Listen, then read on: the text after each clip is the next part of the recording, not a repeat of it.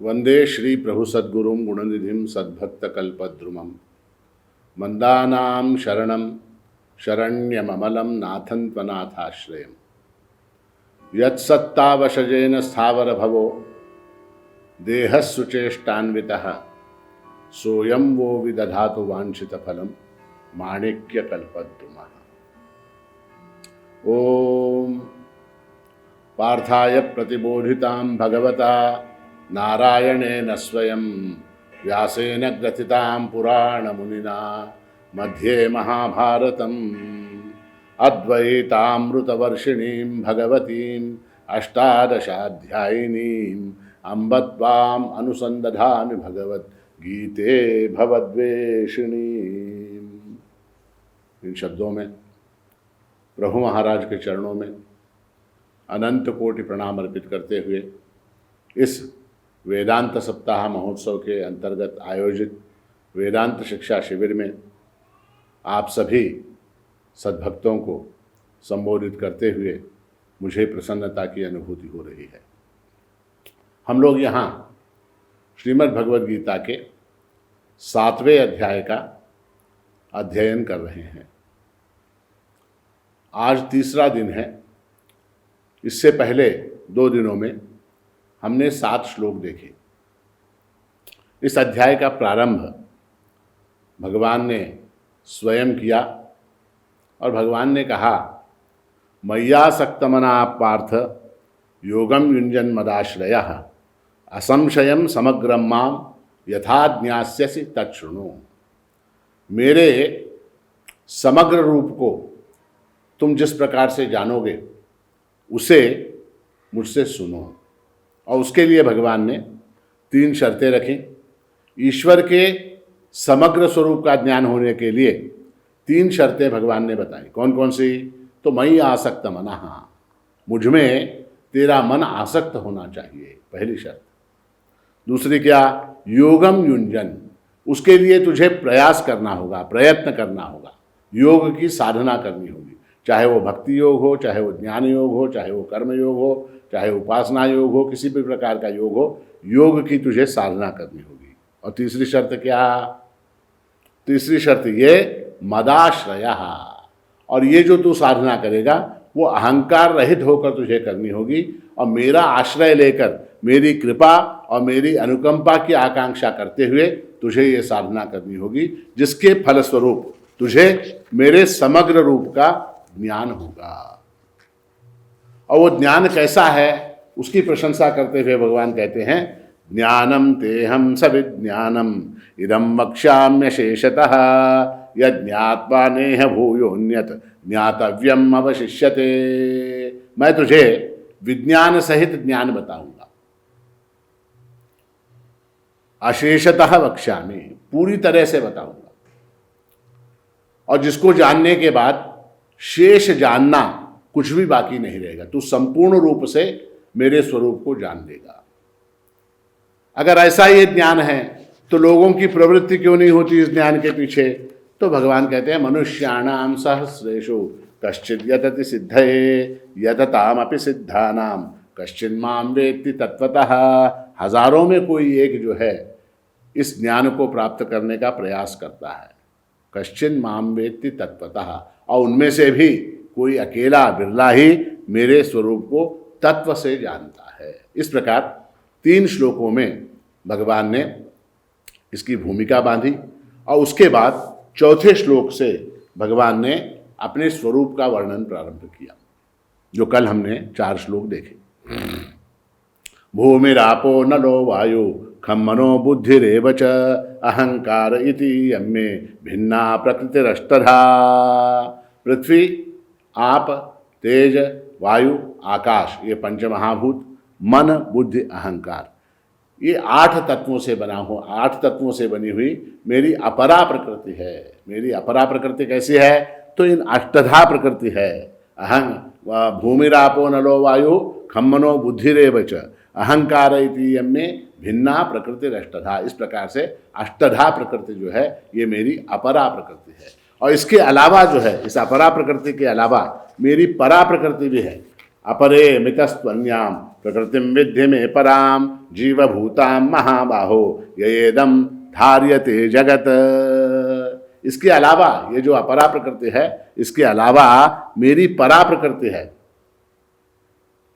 और उसको तू जान, मेरी परा प्रकृति को जान। क्यों? क्योंकि जीवभूताम महाबाहो येदम धार्यते जगत। और ये मेरी जो परा प्रकृति है वो जीव रूप से इस सारी सृष्टि को धारण करती है। इस सारी सृष्टि को धारण करती है यानी क्या? ये सारी सृष्टि जो है ना, वो जीव जो चेतन तत्व है उसके आधार पर टिकी हुई है। उसका अधिष्ठान क्या है? तो चेतन तत्व है। चेतन के बिना अचेतन का ज्ञान नहीं हो सकता। तो इसलिए जो है जीवभूताम महाबाहो येदम धार्यते जगत। उसके बाद भगवान ने कहा कि एतद् योनीनि भूतानि सर्वाणि इत्युपधारय अहम कृष्णस्य जगतः प्रभवः प्रलयस्तथा।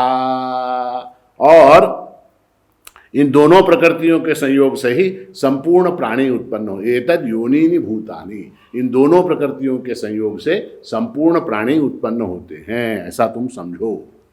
और मैं संपूर्ण जगत का प्रभव हूं और प्रलय भी हूं।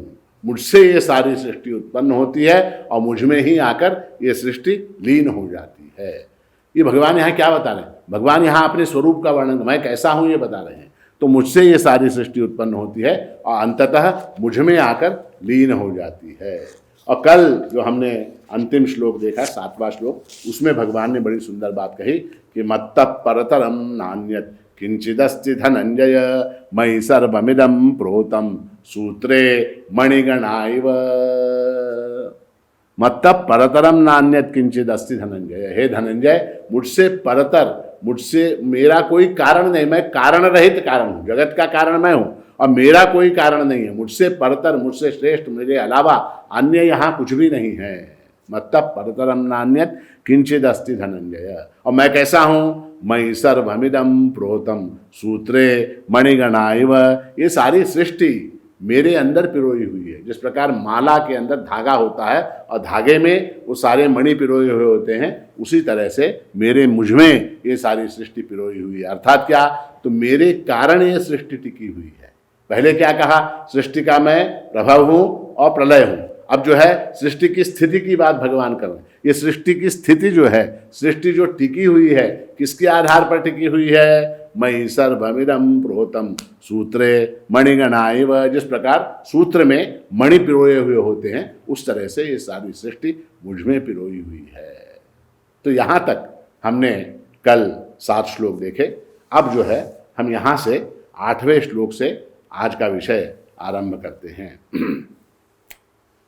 यहाँ भगवान जो हैं सृष्टि में जितने तत्व हैं उन सब तत्वों में, अणु रेणु में, अणु परमाणु में मैं भरा हुआ हूं, ये बात बता रहे हैं। मैं यानी परमात्मा। तो यहां भगवान प्रारंभ करते हैं 8वां श्लोक और कहते हैं रसोहमप्सु कौन्तेय प्रभास्मि शशि सूर्ययोः प्रणवः सर्ववेदेषु शब्दखे पौरुषनृषु। हे कौन्तेय, हे कौन्तेय, अहम अप्सु रसः शशि सूर्ययोः प्रभा सर्ववेदेषु प्रणवः खे शब्दः नृषु पौरुषम अस्मि। हे कुंती नंदन, जलों में मैं रस हूं, चंद्रमा में और सूर्य में मैं प्रकाश हूं, संपूर्ण वेदों में मैं ओंकार हूं, आकाश में शब्द हूं और मनुष्यों में मनुष्यता, पुरुषार्थ जो है वो मैं हूं। देखिए 7वें श्लोक में जो बात कही गई उसका ज्ञान होने के लिए हमको परमात्मा के जो विराट ऐसा स्वरूप है, विशाल ऐसा स्वरूप है, उसकी कल्पना करनी होगी। और परमात्मा के विराट विशाल ऐसे स्वरूप का ज्ञान होना ही काफी नहीं है, वो पर्याप्त नहीं है। उसकी अभिवृत्ति, उसका भाव, अंग्रेजी में जिसको एटीट्यूड कहते हैं, वो भी होना, अनुभव वो भी होना आवश्यक है। देखिए knowledge is not enough, knowledge is not enough, attitude also should be there. तो ऐसा है कि ये जो भाव है ना, परमात्मा सर्वत्र व्याप्त है, ये ज्ञान होना पर्याप्त नहीं है, ये भाव भी होना चाहिए, ये हमारे अनुभव में भी आना चाहिए और हमको ऐसा लगना चाहिए कि परमात्मा सर्वत्र व्याप्त है। उसको सिद्ध करने के लिए, उस भाव को दृढ़ करने के लिए भगवान जो है ये आगे के 2-4 श्लोक कह रहे हैं। ऐसा है कि व्यवहार में भी हम देखते हैं कि हमको सबको ज्ञान है। किस बात का ज्ञान है? माता पिता पूज्य हैं, माता पिता पूज्य हैं, इस बात का ज्ञान है। किंतु जब वो माता पिता हमारे सामने आते हैं, उस समय वो जो पूज्य भाव है उनके प्रति वो अभिव्यक्त होता है क्या? सोच के देखिए, आप सबके घर में माता पिता हैं, जिनके घर में है माता पिता, माता है, पिता है, ज्येष्ठ है, वरिष्ठ है, श्रेष्ठ है, गुरु हैं, वो हमसे श्रेष्ठ हैं, वो पूज्य हैं, वंदनीय हैं, ये ज्ञान हमको है। किंतु वैसा भाव उत्पन्न होता है क्या माता को देखने के बाद, पिता को देखने के बाद, गुरुजनों को देखने के बाद? तो बहुतांश के केसेस में हम देखते हैं कि वो भाव उत्पन्न नहीं होता, वो भाव उत्पन्न नहीं होता, केवल ज्ञान है, ये माता है, ये पिता है, ये गुरुजन है, तो हम लोग क्या करते हैं, दशहरे के दिन, दिवाली के दिन उनको नमस्कार कर लेते हैं। किंतु वो पूज्य हैं, वंदनीय हैं, ये भाव सतत बना रहता है क्या? नहीं बना रहता। वहाँ क्या है? वहाँ उस भाव का अभाव है, वहाँ क्या है? उस भाव का अभाव है। तो परमात्मा के स्वरूप के संबंध में ज्ञान होना पर्याप्त नहीं है, वो परमात्मा सर्वत्र व्याप्त है, प्रत्येक वस्तु के अंदर वो परमात्मा ओतप्रोत भरा हुआ है, ये भाव भी होना चाहिए। उस भाव को जागृत करने के लिए भगवान यहाँ कहते हैं रसोहम अप्सु कौन्तेय प्रभास्मि शशि सूर्ययोः। देखिए ऐसा है कि जब हम इस संसार को संसार के रूप में देखते हैं, संसार को ध्यान से सुनिए मेरी बात, संसार को संसार के रूप में देखते हैं, तब हमारा भाव क्या होता है? अरे ये संसार क्या है भाई, यहाँ नरक है, यहाँ दुख है, यहाँ पीड़ा है, यहाँ तकलीफ है। हाँ, तो इस संसार के विषय में ऐसे भाव हमारे मन में उदित होते हैं। हाँ, प्रत्येक क्षण पे परेशानी है, हर चीज़ की परेशानी है, ट्रैफिक है और क्या भीड़ है और रोग है, कोरोना है। हाँ, ऐसे भाव उत्पन्न होते हैं, मैं यहाँ क्यों पैदा हुआ इस संसार में, इस तरह के भाव उत्पन्न होते हैं। किंतु इसी संसार को जब हम परमात्मा के रूप में देखते हैं, इसी संसार को जब हम परमात्मा के रूप में देखेंगे, तब हमारा भाव बदल जाएगा। तब क्या हो जाता है? हमारा भाव बदल जाता है। संसार को संसार के रूप में देखेंगे तो भाव क्या होगा? ये संसार जो है एक प्रकार का नरक है, ऐसा भाव होगा। और जब संसार को परमात्मा के रूप में देखेंगे तब क्या हो जाएगा? तब ये संसार आनंद रूप है, ऐसा भाव होगा, क्योंकि परमात्मा आनंद रूप। हमारे यहाँ प्रार्थना है, उसको रुद्राध्याय कहते हैं, रुद्र मंत्र कहते हैं उसमें इस परमात्मा के विश्वरूप की ऐसी सुंदर कल्पना की गई है कि ऐसी प्रार्थना वेदों में अन्यत्र कहीं नहीं, इसके मुकाबले में अन्य कोई प्रार्थना नहीं। असौयस्ताम्रो अरुणौत बभ्रुस्सु मंगलः ये चे मागुम रुद्रा अभितो दिक्षुश्रिताः सहस्रशो वैशागुम हेडैमहे। यहाँ इसमें सूर्य की बात हो रही है।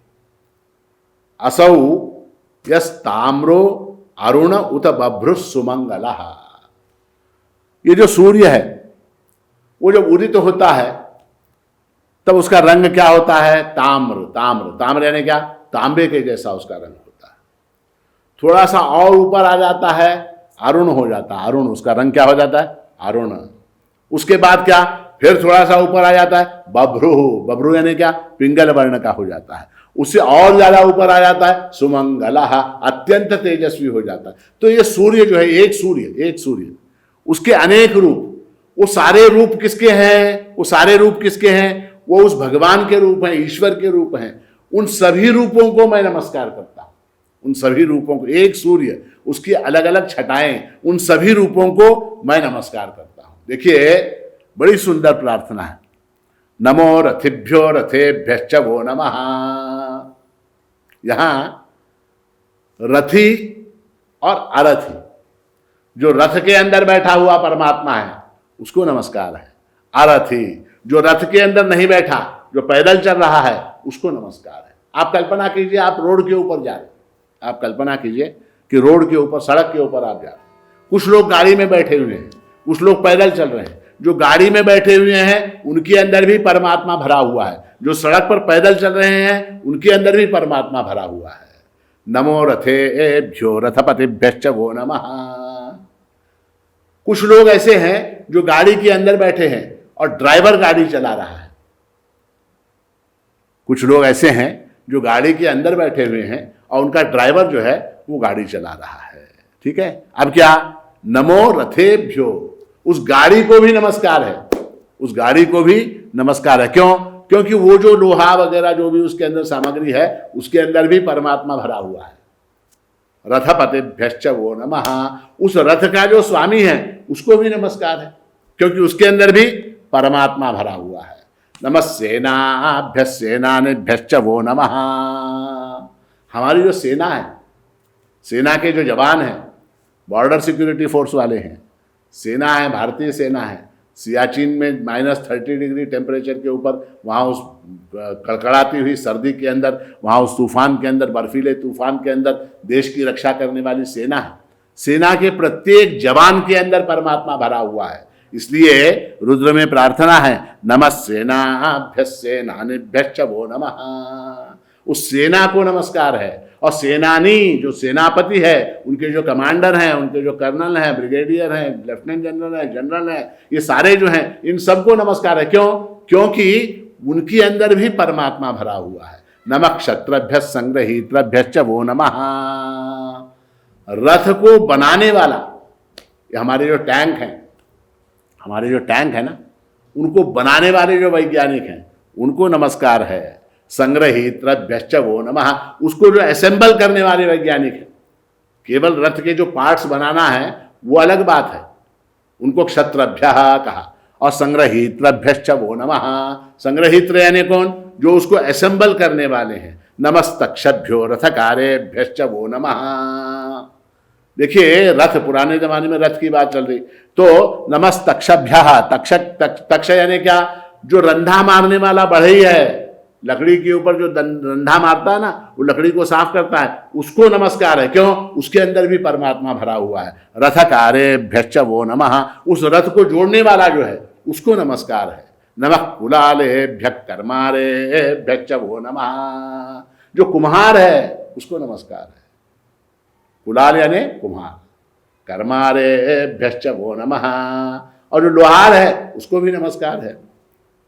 देखिए कि ये जो प्रार्थना है रुद्र में, इसमें परमात्मा के प्रत्येक रूप को नमस्कार। नमः पुंजिष्टेभ्यो निषादेभ्यश्च वो नमः। शिकारी, शिकारी, पुंजिष्ट कहते हैं शिकारी को। नमः पुंजिष्टेभ्यो निषादेभ्यश्च वो नमः। निषाद कहते हैं मछली पकड़ने वाले को, पुंजिष्ट कहते हैं पक्षी पकड़ने वाले को। ये जो जनजातियां हैं, वन में रहने वाली जातियां हैं, जो पक्षियों को पकड़कर, मछलियों को मारकर अपनी जीविका चलाते हैं, वो जो वनवासी जन हैं उनको नमस्कार है। नमः शुक्रभ्यो धन्वकृभ्यश्च वो नमः। बाण बनाने वाला और धनुष बनाने वाला, शुक्रत यानी कौन? जो बाण बनाने वाला है। धन्वकृत यानी कौन? जो धनुष्य बनाने वाला है, उसको नमस्कार है। देखिए कितने रूपों को नमस्कार है यहाँ पर। नमः शुक्रभ्यो धन्वकृभ्यश्च वो नमः। नमो मृगयुभ्यश्वनिभ्यश्च वो नमः। शिकारी को नमस्कार, पक्षी पकड़ने वाले को नमस्कार, मछली पकड़ने वाले को नमस्कार, शिकारी को नमस्कार। श्वनिभ्यश्च वो नमः। कुत्ता पालने वाला जो है उसको भी नमस्कार, जो कुत्ता पालने वाला है उसको नमस्कार। क्यों? उसको क्यों नमस्कार? उसके अंदर भी परमात्मा ओतप्रोत भरा हुआ है। नमः श्वभ्यश्वपतिभ्यश्च वो नमः। उस कुत्ते को नमस्कार। नमः श्वभ्यः, जो कुत्ता है उस कुत्ते को नमस्कार। श्वपतिभ्यश्च वो नमः। उस कुत्ते का जो मालिक है, श्वपति, उसका जो मालिक है, कुत्ते का मालिक, उसको नमस्कार।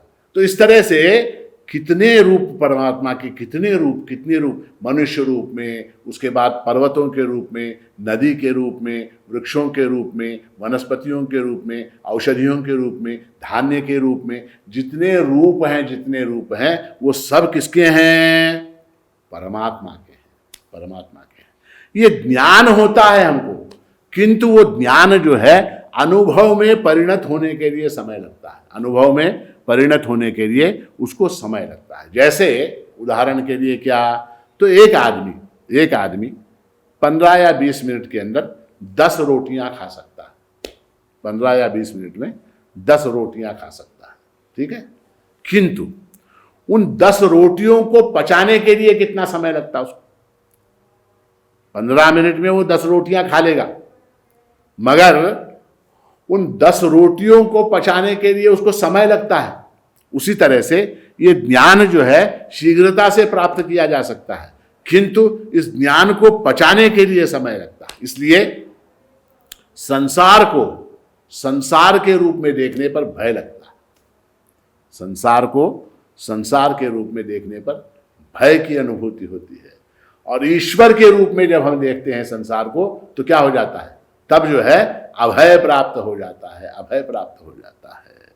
इसीलिए उपनिषदों में कहा गया, ईशावास्य उपनिषद की श्रुति है, ईशावास्यमिदगम सर्वम यत्किंच जगत्यान जगत, यत्किंच जो है वो सब ईशावास्यमिदम, परमात्मा से व्याप्त है, परमात्मा से व्याप्त है। जो है वो सब, यत्किंच जगत्यान जगत, यत्किंच जो है वो सब जो है परमात्मा से व्याप्त है। तो इसलिए इन श्लोकों में भगवान यहाँ अपने विश्वरूप का वर्णन कर रहे हैं, अपने विश्वरूप का वर्णन कर रहे हैं। हे कौन्तेय अहम अप्सु रसः, जल में रस जो है वो मैं हूं। अब जल है, जल के अंदर से अगर रस को निकाल दिया जाए तो क्या बचेगा? वहां क्या बचेगा? कुछ नहीं बचेगा। जल में से रसत्व अगर चला गया, रस ही उसका धर्म है, रस ही उसका स्वभाव है, रस ही उसका गुण है, उसको अगर निकाल दिया उसके अंदर से तो वहां क्या बचेगा? तो जल में रस कौन है? तो वो मैं हूं। जैसे ये अंगूठी है, जैसे ये अंगूठी है, इस अंगूठी में से अगर सोना निकाल दिया जाए तो यहां क्या बचेगा? इस अंगूठी में से मैंने कहा मेरा सोना निकाल के मुझे दे दे, अंगूठी तू रख ले, तो क्या हो जाएगा? क्या बचेगा? वहां कुछ नहीं बचेगा। तो इसलिए जो है, हे कौन्तेय अहम अप्सु रसः, जल में मैं रस हूं। और शशि सूर्ययोः प्रभा, शशि कहते हैं चंद्रमा को, और सूर्य आप जानते हैं सूर्य।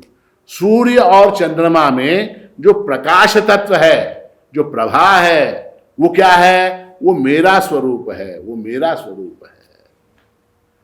सूर्य और चंद्र में से अगर प्रकाश को निकाल दिया जाए वहां क्या बचेगा? कुछ नहीं बचेगा। सूर्य और चंद्र का स्वभाव, उसका धर्म, उसका गुण, उसका एसेंस, उसका कोर तत्व, उसकी आत्मा क्या है? तो प्रकाश उसकी आत्मा है। तो भगवान कहते हैं शशि सूर्ययो प्रभा, चंद्र और सूर्य के अंदर जो प्रभा है वो मेरा स्वरूप है। महाराष्ट्र ने भी बड़ा सुंदर कहा उर्दू में, कहते हैं न आतिश जात से रोशन, न सूरज चांद तारे हैं, ये सिफ्ते जिससे हैं रोशन, वो एक नूरे जलाली है। ये जितनी आतिश है ना, जलने वाले पदार्थ, सूर्य है, चंद्रमा है, अग्नि है वगैरह, ये सब आतिश जात से रोशन। जात से यानी अपने आप रोशन नहीं होते, अपने आप रोशन नहीं होते, ये स्वयं प्रकाश नहीं है।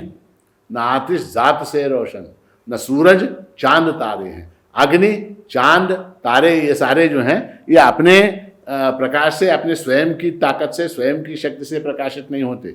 न आतिश जात से रोशन, न सूरज चांद तारे हैं, ये सिफ्ते जिससे हैं रोशन, वो एक नूरे जलाली है। वो परमात्मा का प्रकाश है, वो परमात्मा का प्रकाश है जो इनको प्रकाशित करता है। तो इसलिए भगवान कहते हैं शशि सूर्ययोः प्रभा, शशि सूर्ययोः प्रभा।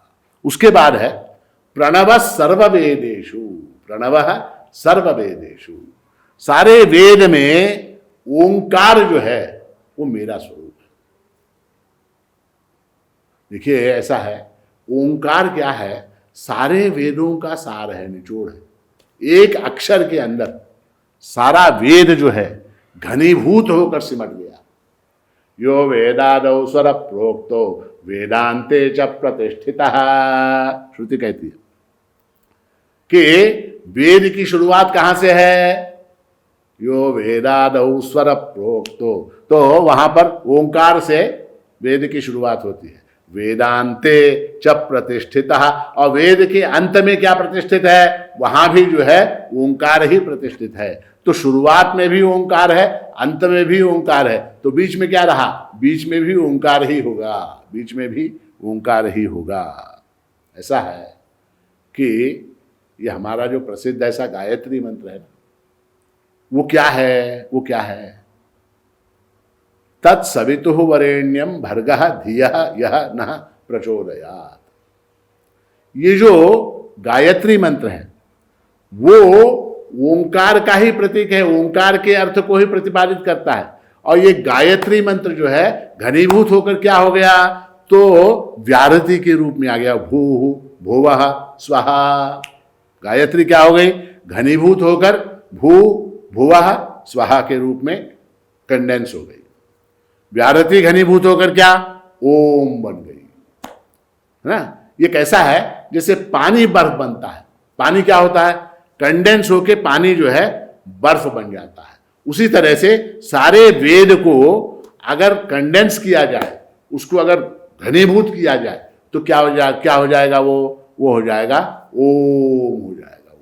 कभी अवसर आएगा तो ओंकार की व्याख्या भी हम करेंगे, किंतु यहाँ जो है भगवान ये कह रहे हैं कि प्रणव सर्ववेदेषु। तो प्रणव जो है, ओंकार जो है, वो मेरा स्वरूप है। शब्दखे, और आकाश में जो शब्द गुण है, आकाश में जो शब्द गुण है, आकाश का गुण क्या? तो आकाश का गुण शब्द है। आकाश का गुण शब्द है। आकाश के अंदर देखिए, आकाश है, खाली जगह है, इसीलिए शब्द है, इसीलिए हम आवाज सुन सकते हैं। खाली जगह अगर बंद हो गई, खाली जगह अगर नहीं रही, तो फिर क्या? हम शब्द नहीं सुन सकते। आकाश का शब्द जो है वो आकाश का गुण है। आकाश का गुण, आकाश की पहचान शब्द के कारण है। आकाश की पहचान शब्द के कारण है। तो इसलिए जो है शब्दखे, आकाश के अंदर जो शब्द गुण है वो मेरा स्वरूप है। पौरुषंदृषु, और मनुष्यों की जो मनुष्यता है, मनुष्यों की जो मनुष्यता है, मनुष्यों का जो पौरुष है, मनुष्यों का जो पुरुषार्थ है, वो क्या है? वो मेरा स्वरूप है, मेरा स्वरूप है। मनुष्य में से अगर मनुष्यता निकाल दी जाए, मनुष्य में से अगर मनुष्यता निकाल दी जाए, तो क्या बचेगा? वहां पशु बचेगा, वहां पशु बचेगा। मगर ऐसा है कि अगर पशु भी बचा तो उस पशु की पशुता में भी परमात्मा है, पशु की पशुता में भी परमात्मा है। तो इसलिए भगवान आगे 9वें श्लोक में कहते हैं, पुण्यो गंध पृथिव्यांच तेजश्चास्मि विभावसौ जीवनम सर्वभूतेषु तपश्चास्मि तपस्विषु। बड़ा सुंदर भगवान यहाँ वर्णन कर रहे हैं। भगवान कहते हैं पृथिव्याम पुण्यः गंधः, पृथ्वी में गंधमय हूं, और अग्नि में तेजमय हूं। विभावसौ च तेजः, अग्नि में तेज जो है वो मेरा स्वरूप है। सर्वभूतेषु जीवनम, संपूर्ण प्राणियों में जीवन शक्ति जो है वो मेरा स्वरूप है। और तपस्वियों की तपस्या जो है वो मेरा स्वरूप है। देखिए कितनी सुंदर बात भगवान ने कही, पृथिव्याम पुण्यो गंधः, पृथ्वी में मैं सुगंध हूं, पुण्यो गंधः। ऐसा है कि प्रत्येक भूत का एक एक गुण होता है, प्रत्येक भूत का एक एक विशेष गुण होता है। आकाश में केवल एक गुण है, आकाश में केवल एक गुण है। कौन सा गुण है आकाश का? तो आकाश का गुण जो है वो है शब्द। अब वायु, वायु के अंदर दो गुण है। वायु का अपना गुण कौन सा है? तो वायु का अपना गुण स्पर्श है। वायु का गुण क्या है? स्पर्श है। जैसे ये पंखा चल रहा है, पंखा चल रहा है तो हवा आ रही ठंडी, वो मेरे शरीर को स्पर्श कर रही, स्पर्श के कारण मैं वायु को जानता। एसी चला दिया, एसी चला दिया, ठंडी हवा आई, हीटर चला दिया, गर्म हवा आई। तो वायु को जो है कैसे जानता हूं मैं? तो स्पर्श के माध्यम से जानता हूं। तो स्पर्श जो है वो वायु का गुण है, और आकाश से उत्पन्न वायु है, इसलिए जो है आकाश का गुण भी वायु में आ जाता है। जैसे पिता का गुण पुत्र में आता है, माता का गुण पुत्र में आता है, उस तरह से माता पिता का गुण जो है जिस प्रकार से संतान में आता है, उस तरह से आकाश से वायु उत्पन्न होने के कारण आकाश का जो शब्द गुण है वो शब्द गुण भी वायु के अंदर है, और उसका स्वयं का विशेष गुण क्या है, तो स्पर्श है। तो वायु के अंदर दो गुण हैं, कौन से, शब्द और स्पर्श। अब उसके बाद आती है अग्नि। अग्नि में 3 गुण है, अग्नि में 3 गुण है। अग्नि का अपना गुण कौन सा है स्वयं का, तो रूप है। अग्नि का गुण क्या है, रूप है।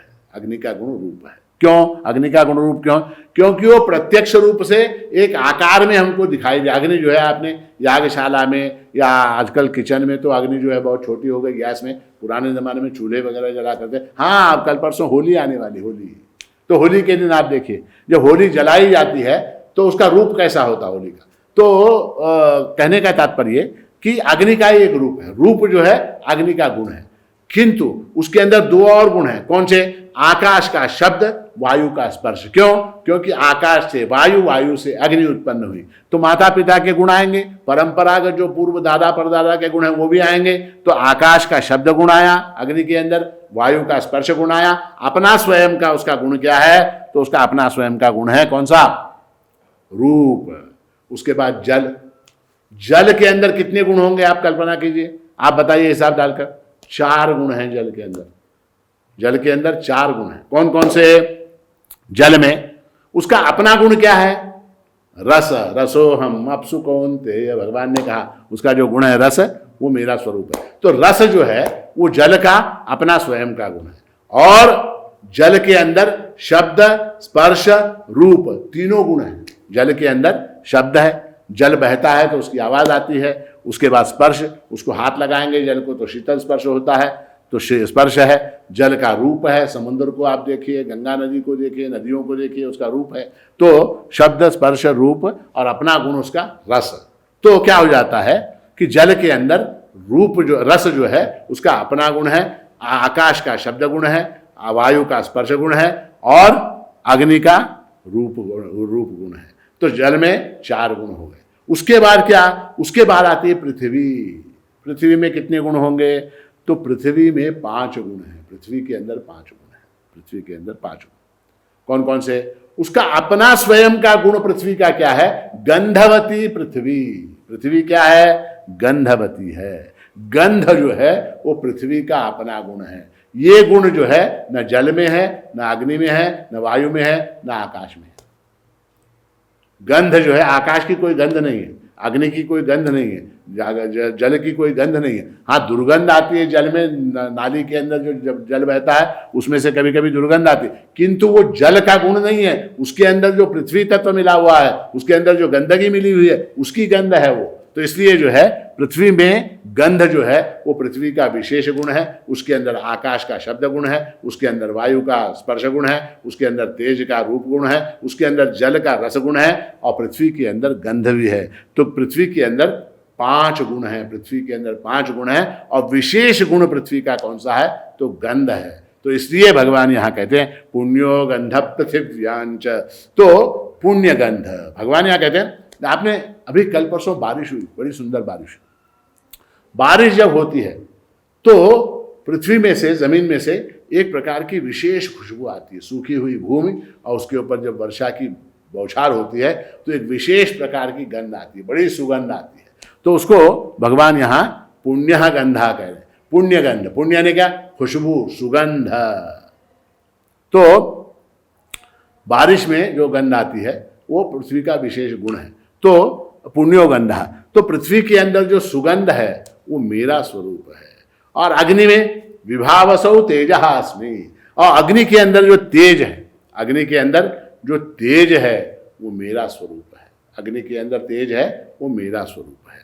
अग्नि में शब्द, स्पर्श, रूप है, किंतु शब्द और रूप न दिखें, स्पर्श हमेशा अनुभव में आता है। अग्नि में क्या है, शब्द, स्पर्श, रूप है, किंतु शब्द और रूप जो हैं वो ना भी दिखें तो भी अग्नि का स्पर्श जो है वो हमेशा अनुभव में आता है। अग्निर्यथैको भुवनम प्रविष्टः रूपम रूपम प्रतिरूपो बभूव एकस्तथा सर्वभूतांतरात्मा रूपम रूपम प्रतिरूपो बहिश्च। देखिए, अग्नि तत्व जो है वो प्रत्येक वस्तु के अंदर है। जगत की जितनी वस्तुएं हैं उन सब के अंदर अग्नि तत्व। अग्निर्यथैको भुवनम प्रविष्टः, प्रत्येक वस्तु के अंदर अग्नि प्रविष्ट है। टेम्परेचर है प्रत्येक वस्तु का। मैंने इस माला को स्पर्श किया तो माला जो है क्या ठंडी लग रही है। उसके बाद मैंने इस कपड़े को स्पर्श किया, कपड़ा थोड़ा सा गर्म लग रहा है। हाँ, लाइट को स्पर्श करेंगे तो और ज़्यादा उसके अंदर गर्मी होगी। और उसके बाद आप जो है बर्फ़ को स्पर्श कीजिए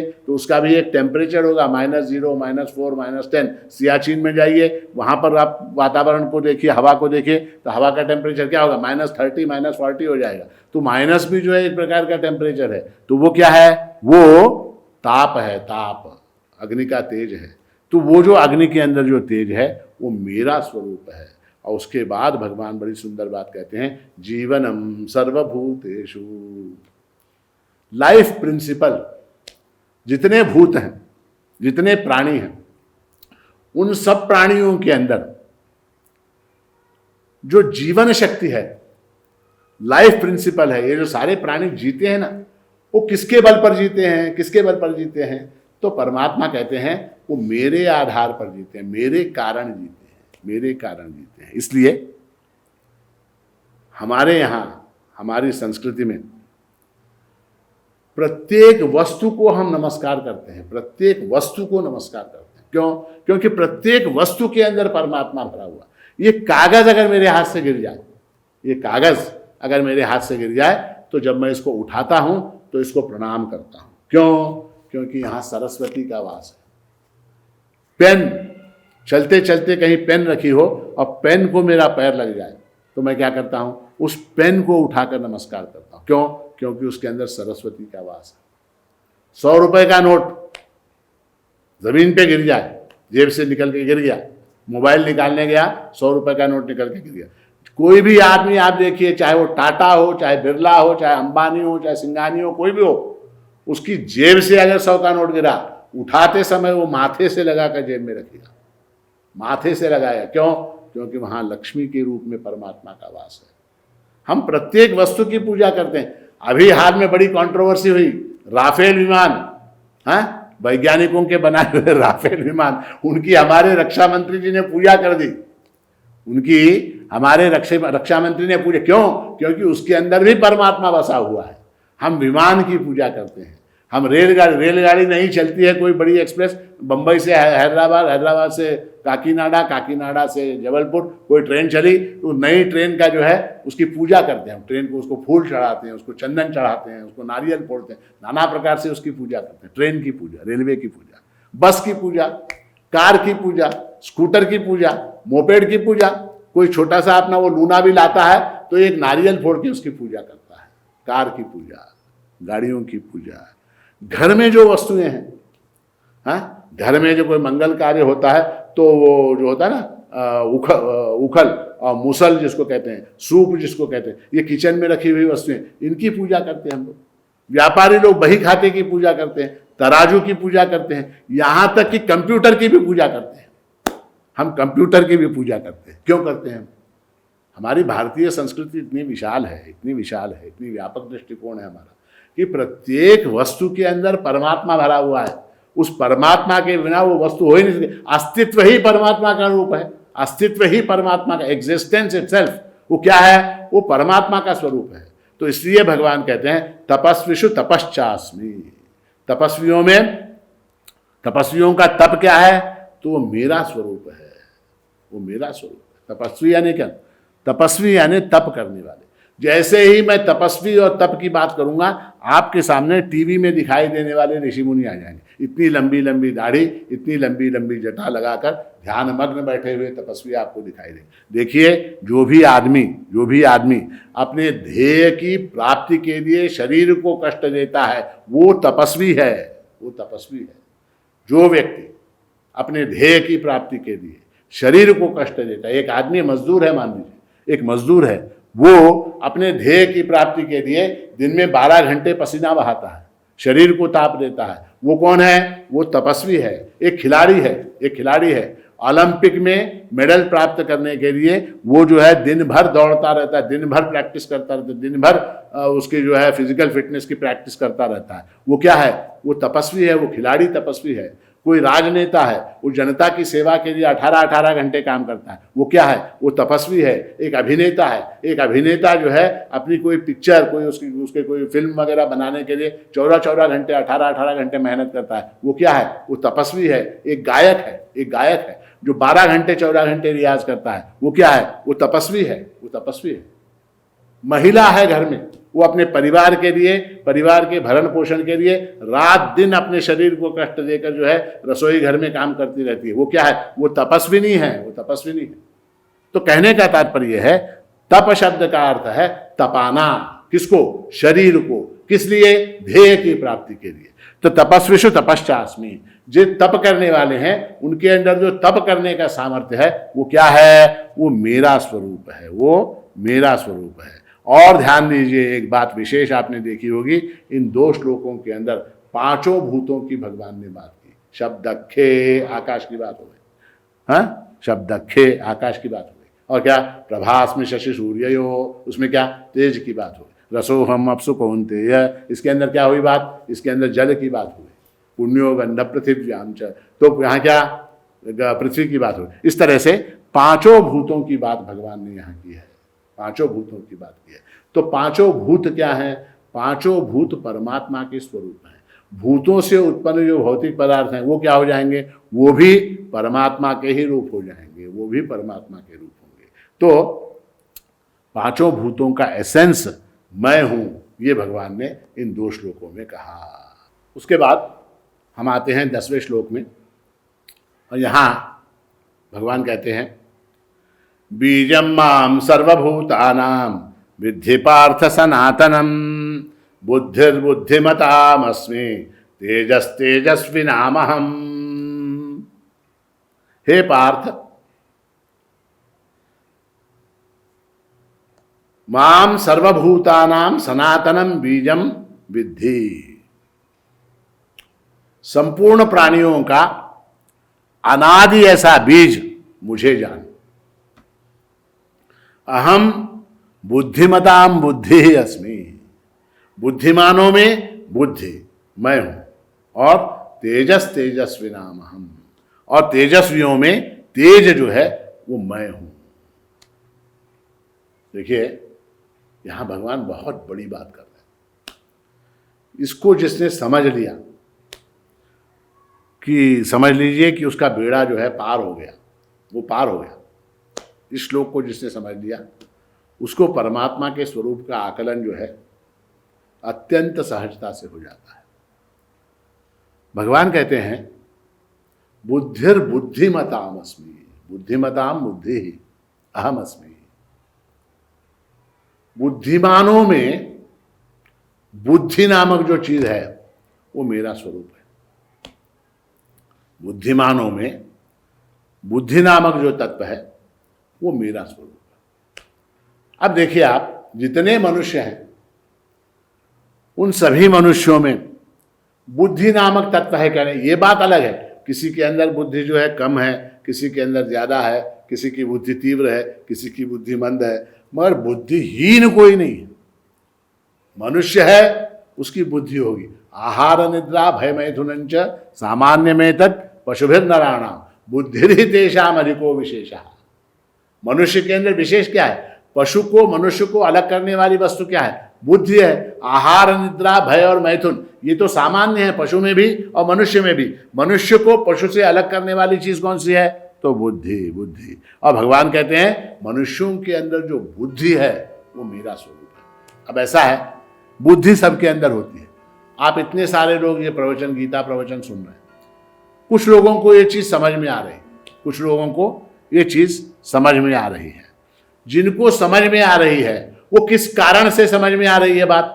ये गीता का 7वां अध्याय आपकी समझ में आ रहा है तो किस कारण से आ रहा है? बुद्धि के कारण आ रहा है, बुद्धि के कारण आ रहा है। और कुछ लोगों को दुर्भाग्य से ये समझ में नहीं आ रहा। ऐसे भी लोग होंगे जो केवल प्रेम के कारण, स्नेह के कारण, भक्ति के कारण, भाव के कारण फोन लगाकर या टीवी लगाकर बैठे होंगे, उनकी समझ में कुछ नहीं आ रहा। मगर ध्यान दीजिए, मगर उनको इतना तो समझ में आ रहा है कि ये मेरी समझ में नहीं आ रहा। उनको इतना अवश्य समझ में आ रहा है कि ये जो कुछ बोला जा रहा है ये मेरी समझ में नहीं आ रहा। तो ये जो ज्ञान हो रहा है उसको, क्या अपने अज्ञान का जो ज्ञान उसको हो रहा है वो किसके कारण हो रहा है? तो बुद्धि के कारण हो रहा है। तो बुद्धि प्रत्येक के अंदर है, बुद्धि प्रत्येक के अंदर है, और वो जो बुद्धि है वो परमात्मा का स्वरूप है। वो बुद्धि परमात्मा का स्वरूप है। बुद्धिर्बुद्धिमतामस्मि। क्योंकि देह, इंद्रियां, प्राण और मन, इनसे बुद्धि श्रेष्ठ है। बुद्धि क्या है? मनुष्य के शरीर में सर्वश्रेष्ठ अगर कुछ है तो वो क्या है? तो बुद्धि है। एसेंस क्या है मनुष्य का? बुद्धि है। इंद्रियाणि पराण्याहु इंद्रियेभ्यः परम मनः मनसस्तु परा बुद्धि यो बुद्धे परतस्तु सः। इंद्रियाणि पराण्याहु, इंद्रियों से जो है मन जो है वो श्रेष्ठ है, मन से बुद्धि श्रेष्ठ है और बुद्धि से आत्मा श्रेष्ठ है। तो भगवान यहाँ कहते हैं कि मनुष्य के शरीर के अंदर जो बुद्धि है वो बुद्धि जो है वो मेरा स्वरूप है। और उसके बाद क्या कहा? उसके बाद कहा तेजस्वियों का तेज मैं हूं। देखिए, जितने हमारे यहाँ मनुष्य हैं उन सब के अंदर कुछ न कुछ तेज, एक स्पार्क होता। किसी के अंदर लिखने का स्पार्क है, किसी के अंदर कंप्यूटर चलाने का स्पार्क है, किसी के अंदर गाड़ी चलाने का स्पार्क है, किसी के अंदर जो है अभिनय करने का स्पार्क है, किसी के अंदर गाने का है, किसी के अंदर खेलने का है, किसी के अंदर कूदने का है। अरे कितनी कितनी कलाएं, कितने कितने जो कुछ जगत में इतने सारे लोग हैं, नाना रत्ना वसुंधरा। आप देखिए, टीवी खोल के देखिए किस तरह के लोग हैं, कितने तेजस्वी लोग हैं। तो तेजस्वी नाम हम। इन तेजस्वियों का जो तेज है वो मेरा स्वरूप है। अब यहां पर एक बड़े महत्व की बात है, उसको आप समझ लीजिए। ऐसा है, बुद्धि और तेज, इन गुणों का स्वामी ये मनुष्य नहीं है। भगवान क्या कहना चाहते हैं? इनका स्वामी तू नहीं है, इनका स्वामी मैं हूं। तेरे अंदर जो बुद्धि है, तेरे अंदर जो तेज है, उसका स्वामी जो है वो कौन है? तू अपने आप को उसका स्वामी समझ नहीं, ये मेरा दिया हुआ है, ये मैंने तुझको दिया है। तो इसलिए जो है वो क्या है? वो मेरा स्वरूप है। मैं जो है बुद्धि बनकर तेरे दिमाग के, तेरे सिर के अंदर बैठा हूं, बुद्धि बनकर तेरे शरीर में बैठा हूं, तेज बनकर तेरे शरीर के अंदर बैठा हूं। तो वो कौन है? मैं हूं। मैं यानी कौन? तो परमात्मा। तो इसलिए जो है इनका अहंकार तू मत कर, इनका अहंकार तू मत कर। ये ईश्वर की अनुकंपा है, ऐसा समझ। ये ईश्वर की अनुकंपा है। गाने वाले में जो गाने का गुण है, गाने वाले के अंदर जो गाने का गुण है, अभिनेता के अंदर अभिनय करने का गुण है, राजनेता के अंदर राजनीति करने का गुण है, हाँ, सिपाही के अंदर जो लड़ने का शौर्य है, हाँ, और क्या, कंप्यूटर चलाने वाले के अंदर कंप्यूटर चलाने का शौर्य, लिखने वाले के अंदर लिखने का शौर्य, दौड़ने वाले के अंदर दौड़ने की प्रतिभा। ये प्रतिभा नामक जो चीज़ है ना, प्रतिभा, वो प्रतिभा जो है वो मेरी दी हुई है, वो मेरा स्वरूप है। उनका स्वामी मैं हूं, तू नहीं। और ये भाव जब जागृत हो जाता है, मैं भाव की बात कर रहा था, ज्ञान होना पर्याप्त नहीं है, भाव होना चाहिए। तो ये भाव उस तेजस्वी के अंदर, उस बुद्धिमान के अंदर जब जागृत हो जाता है, तब वो विनम्र हो जाता है, तब वो विनम्र हो जाता है, उसका अहंकार तिरोहित हो जाता है। क्योंकि जो तेजस्वी है, जो बुद्धिमान है, जो वैज्ञानिक है, जो साइंटिस्ट है, जो कलाकार है, वो अगर ये मानने लगे कि ये मेरा है, तो फिर आप समझिए कि उसका सत्यानाश होना निश्चित है, उसका नाश होना निश्चित है। और अगर वो ये माने कि ये परमात्मा की दी हुई कृपा है, ये परमात्मा की अनुकंपा है, तो क्या हो जाएगा? तो उसकी जो प्रतिभा है, उसकी जो तेजस्विता है, उसकी जो बुद्धिमत्ता है, वो विकसित होती चली जाती है, वो विकसित होती चली जाती है। ईश्वर स्वरूप का ज्ञान जो है वो विनम्रता को जन्म देता है। केनोपनिषद में एक कथा आती है, बड़ी सुंदर कथा आती है कि एक बार क्या हुआ, देवताओं को गर्व हुआ। ये जो देवता है ना, अग्नि, वायु वगैरह, इनको गर्व हुआ। कि हम बहुत शक्तिशाली हैं, हम बहुत शक्तिशाली हैं। तो हुआ ये कि परब्रह्म परमात्मा ने एक यक्ष का स्वरूप धारण किया, उनके सामने प्रकट हो गए। अब देवताओं को गर्व, उन्होंने पूछा तू कौन है? तो उस यक्ष ने कहा कि मैं कौन हूं ये तो बताऊंगा, पहले तुम कौन हो ये बताओ। तो अग्नि ने कहा कि मैं अग्निदेव हूं, मैं सबको भस्म कर सकता हूं। ठीक है, उस यक्ष ने एक पत्ता फेंका और कहा इसको जला के दिखाओ, इसको जला के दिखाओ। तो अग्निदेव आया सामने, उसको जलाने की कोशिश की, बहुत ताकत लगाई, बहुत जोर लगाया, वो पत्ता टस से बस नहीं, जलने की बात क्या, वहां तो चिंगारी भी नहीं आई। क्यों नहीं आई? क्योंकि अग्नि के अंदर जो तेज है वो परमात्मा का दिया हुआ, परमात्मा ने उसको विड्रॉ कर लिया। अब अग्निदेव क्या करेंगे? कुछ नहीं कर सकते। उसके बाद फिर दूसरा वायु से पूछा कि भाई तू क्या कर सकता है? वायु ने कहा मैं अगर चाहूं तो सारी सृष्टि में जितनी पर्वतों को उड़ा के फेंक सकता हूं, मैं इतनी शक्ति मेरे अंदर है। मैं अगर चाहूं तो बड़े बड़े पर्वतों को उखाड़ के फेंक सकता हूं, इतनी ताकत मेरे अंदर है। बोले ठीक है, ऐसा कर, इस पत्ते को उड़ा के दिखा। पत्ते को उड़ा के दिखा। वो पत्ता पड़ा हुआ था, वायु ने अपनी ताकत लगाई, और ताकत लगाई, वो पत्ता नहीं उड़ा। क्यों नहीं उड़ा? वायु के अंदर जो सामर्थ्य है वो किसका दिया हुआ? वो परमात्मा का दिया हुआ। परमात्मा ने वो सामर्थ्य विड्रॉ कर लिया। अब ये कोशिश कर रहा उड़ाने की, कहां से उड़ाएगा? अंततः जो है देवता सारे हार गए, परमात्मा की शरण में गए, और परमात्मा ने फिर उनको ज्ञान का उपदेश दिया। ऐसी कथा केनोपनिषद में है। तो इसलिए जब भी हमको हमारी बुद्धिमत्ता पर, हमारी तेजस्विता पर, हमारी प्रतिभा पर जब कोई सम्मान प्राप्त होता है, जब कोई पुरस्कार प्राप्त होता है, जब कोई हमारी प्रशंसा करता है, तो हमको इस बात का बोध होना चाहिए, ये भाव होना चाहिए कि ये जो प्रशंसा है, ये जो मान है, ये जो सम्मान है, ये जो पुरस्कार है, वास्तव में उसका हकदार मैं नहीं हूँ, उसका हकदार मेरे अंदर बैठा हुआ परमात्मा है। ये पुरस्कार क्या है? ये उधार है, उधार। ऑन बिहाफ ऑफ परमात्मा मैं जाके उसको स्वीकार कर रहा हूँ केवल। जैसे होता है ना, कभी कभी पुरस्कार लेने के लिए व्यक्ति अगर वहाँ पर उपस्थित ना हो तो उसका बेटा आ जाता है, या उसकी माँ आ जाती है, या उसकी पुत्री आ जाती है, कोई आके प्रतिनिधि रूप से उस पुरस्कार को स्वीकार करते, आपने देखा होगा। तो ये जो पुरस्कार, ये जो सम्मान मेरी प्रतिभा का, मेरी बुद्धिमत्ता का, मेरी तेजस्विता का हो रहा है, वो वास्तव में मेरा नहीं है। वो किसका है? वो परमात्मा का है। इसीलिए 10वें अध्याय में अपनी विभूतियों का वर्णन करने के बाद अंत में भगवान बड़ी सुंदर बात कहते हैं, ये यद्यद् विभूतिमत् सत्वम श्रीमदूर्जितमेव वा तत्तदेवावगच्छत्वम मम तेजोंश संभवम। जो श्री और कीर्ति, यश, लक्ष्मी से युक्त ऐसा है, वो सब क्या है? तत्तदेवावगच्छत्वम। उसको तुम समझो। क्या समझो? मम तेजोंश संभवम, मेरे तेज से उत्पन्न हुआ है, वो मेरे कारण उत्पन्न हुआ। मम तेजोंश यद्यद् विभूतिमत् सत्वम, जो विभूति युक्त है, जो ऐश्वर्य युक्त है, जो महिमा युक्त वस्तु है जगत के अंदर, वो फूल है।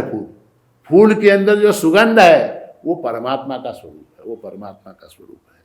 तो यद्यद् विभूतिमत् सत्वम श्रीमदूर्जितमेव वा तत्तदेवावगच्छत्वम मम तेजोंश संभवम। तो बुद्धिमत्ता, तेजस्विता, प्रतिभा, ये सारे गुण जो मनुष्यों के अंदर हैं वो परमात्मा के रूप हैं। दूसरा लाभ क्या इस ज्ञान का? दूसरा लाभ ये कि अन्य व्यक्ति में तेजादि गुणों को देखकर, अन्य व्यक्ति के तेज को देखकर, अन्य व्यक्ति की बुद्धिमत्ता को देखकर, किसी अन्य की प्रतिभा को देखकर हमको क्या होता है? हमको एक प्रकार की ईर्ष्या होती है कि नहीं? किसी की बुद्धिमत्ता को देखकर, किसी की प्रतिभा को देखकर अक्सर हम देखते हैं कि मान लीजिए एक गायक है, एक गायक स्टेज के ऊपर बैठा गा रहा, अत्यंत सुंदर गा रहा बेचारा, अत्यंत सुंदर गा रहा। प्रेक्षकों में मान लीजिए एक कोई, श्रोताओं में एक कोई दूसरा गायक है, वो बैठा हुआ है, उससे आप पूछिए कि ये कैसे गा रहा है, इसका गाना कैसे चल रहा है। वो क्या बोलता है? हाँ ठीक है, चल रहा है, सीख रहा है। कभी नहीं मानेंगे कि अच्छा गाता है। एक अभिनेता दूसरे अभिनेता की प्रशंसा नहीं करता, एक राजनेता दूसरे राजनेता की प्रशंसा नहीं करता, एक डॉक्टर दूसरे डॉक्टर की प्रशंसा नहीं करता, एक वकील दूसरे वकील की प्रशंसा नहीं करता, एक खिलाड़ी मन से दूसरे, हाँ टीवी के ऊपर वगैरह इंटरव्यू में ऐसे वैसे ऊपर ऊपर से बोलते हैं, अंदर से जो है मन से वो तारीफ प्रशंसा दूसरे के, अपने अपने अपने क्षेत्र के व्यक्ति की प्रशंसा नहीं कर सकते। इतना क्यों, एक स्वामी दूसरे स्वामी की प्रशंसा नहीं करता, एक महाराज दूसरे महाराज की प्रशंसा नहीं करता, एक कीर्तनकार दूसरे कीर्तनकार की प्रशंसा नहीं करता, एक प्रवचनकार दूसरे प्रवचनकार की प्रशंसा नहीं करता। क्यों नहीं करता? तो ईर्ष्या जो है, मत्सर जो है, वो मनुष्य का एक विकार है, एक स्वभाव है। तो बीजम माम सर्वभूतानां विद्धि पार्थ सनातनम बुद्धिर्बुद्धिमतामस्मि तेजस तेजस्विनाम हम। बुद्धिर्बुद्धिमतामस्मि तेजस तेजस्विनाम, बुद्धि प्रतिभा तेज वगैरह ये परमात्मा के लक्षण हैं, ये परमात्मा का स्वरूप है। ऐसा जब हम जान लेते हैं तब क्या होता है, तब ईर्ष्या नहीं होती, दूसरे की प्रतिभा को देखकर जलन नहीं होती, मत्सर नहीं होता, ईर्ष्या नहीं होती, पेट में आग नहीं लगती। क्यों नहीं लगती? ऐसे नहीं लगती कि जैसे इस दाहिने हाथ में अंगूठी, आपने देखा, इस दाहिने हाथ की अनामिका में मैंने अंगूठी पहन रखी, देख रहे हैं आप लोग। कभी मेरे बाएं हाथ को जलन होती क्या, ईर्ष्या होती क्या, इस हाथ में अंगूठी क्यों है? इस लेफ्ट हाथ को इस राइट हैंड से ईर्ष्या होती है क्या, मत्सर होता है क्या, कि इस हाथ में अंगूठी क्यों? अच्छा, इस हाथ में 5 उंगलियां हैं, इस हाथ में 5 उंगलियां हैं, 5 उंगलियों में अंगूठी कौन से अंगुली में है? तो अनामिका में है, अनामिका में है। तो इस अंगूठे को, तर्जनी को, मध्यमा को, कनिष्ठिका को कभी ईर्ष्या हुई क्या, कभी जलन हुई क्या कि अंगूठी इस उंगली में क्यों? नहीं। क्यों?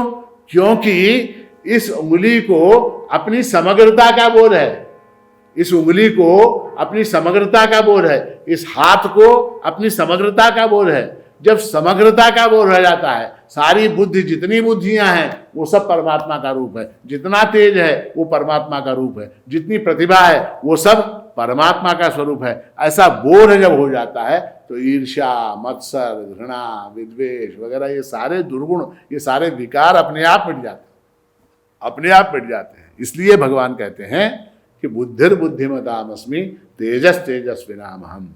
हमने इस श्लोक का उत्तरार्ध पहले देखा, इसका जो पूर्वार्ध है, जो पहले की 2 पंक्तियां हैं, उसमें भगवान कहते हैं सर्वभूतानां सनातनम बीजम विद्धि, तुम मुझे सभी भूतों का सनातन बीज मानो। बीज, बीज यानी क्या? बीज शब्द का अर्थ है कारण, बीज शब्द का अर्थ है कारण। जितने भूत हैं, सर्वभूतानां, जितने भूत हैं उन सब का, भूत यानी क्या? जो भूत यानी प्राणी, या एक तो प्राणी ऐसा अर्थ होता है, भूत यानी पंचमहाभूत होता है, भूत यानी जो उत्पन्न हुआ वो सब भूत है, जो जो उत्पन्न हुआ वो सब भूत है। तो सर्वभूतानां सनातनम बीजम विद्धि, तुम मुझे सनातन बीज मानो। सनातन बीज क्यों? क्योंकि देखिए सनातन विशेषण लगाया। सनातन विशेषण क्यों लगाया? इसलिए लगाया क्योंकि जितने बीज हैं जगत में उन सब का कारण एक और बीज होता है।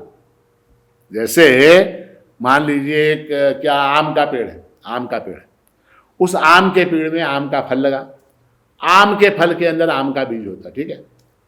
किंतु वो जो आम का फल लगा, आम का फल लगा, उसके अंदर जो बीज है, उस बीज का कारण कौन सा? एक और बीज उसका कारण है, एक और बीज उसका कारण है। अच्छा, वो एक और जो बीज उसका कारण, उसका क्या? उसका कारण एक और बीज है, उसका कारण एक और बीज है, उसका कारण एक और बीज है। ये कारण की परंपरा, कार्य कारण परंपरा अव्याहत रूप से आम के वृक्ष में चली आ रही। किंतु परमात्मा एक ऐसा बीज है जिसका कारण और कोई मत परतरम नान्यत किंचिदस्ति धनंजय। कारण रहित होने के कारण परमात्मा जो है वो सनातन बीज है, सनातन बीज है। दूसरी बात क्या? दूसरी बात, अंकुर जब उत्पन्न होता है, अंकुर जब उत्पन्न होता है तब हम देखते हैं बीज को फोड़कर, बीज को नष्ट करके अंकुर उसमें से उत्पन्न होता है। तो क्या? कारण को, बीज को नष्ट करके उसमें से कार्य उत्पन्न होता है।